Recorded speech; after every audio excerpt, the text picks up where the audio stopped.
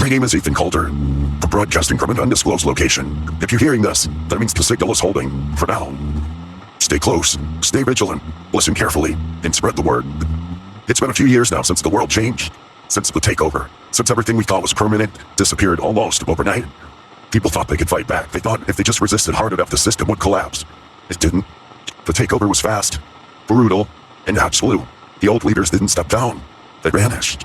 The laws didn't change. Gradually, they were rewritten before anyone knew what was happening. At first, people held on to hope. They thought things would settle, that maybe this was just a transitional phase, that maybe someone would rise up and push back. But the ones who tried, the ones who spoke out, the ones who refused to comply, they don't speak anymore. Most people have accepted it now. They live under surveillance. They let the headlines tell them what to think. They keep their heads down, and they pretend this is normal. But for some of us, we remember what it was like before, and some of us refuse to forget. For years, I've been one of the last voices left telling the truth. You know who I am. You know my real identity.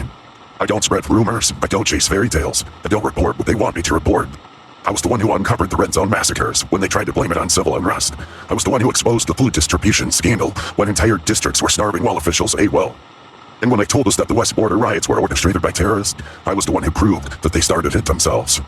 I've never lied to you, not once. And if I had, you would have called me out. But I haven't been wrong, not yet. And now I'm hearing whispers again. A name keeps popping up. At first, it was barely more than a whisper. People talking in back alleys, quiet conversations in the marketplace. It was easy to ignore just another rebel, another wannabe leader.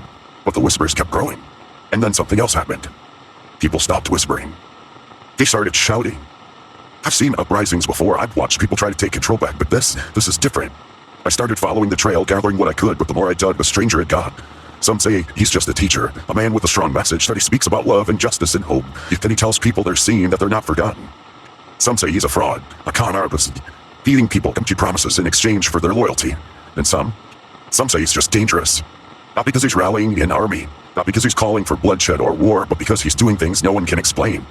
I've read the reports, first-hand accounts. I don't believe everything I read, but I also know when people are terrified by something they don't understand. They're saying he heals the sick, that he touches people and disease disappears, that he's cast something, some kind of darkness out of people who seemed so far gone. They say he made a blind man see and a crippled man get up and walk, that people are calling him something more than just a leader. I don't buy into fairy tales. I never have. But something about this is different. The people who follow him, they're just committed. They're willing to do anything for him. Movements don't get this big unless there's something real behind them. And now, the government is watching. If that's what we should even call them. I've spoken to my contacts. They've got eyes on him now. They don't like what they're seeing.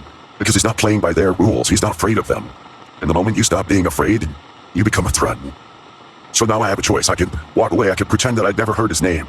I can move on to the next week before this one gets dangerous. But you know me better than that. I'm gonna get closer. I need to see this man for myself. I need to know if this is real. Because even if half of what they're saying is true, he's about to change everything. I just don't know if that's a good thing.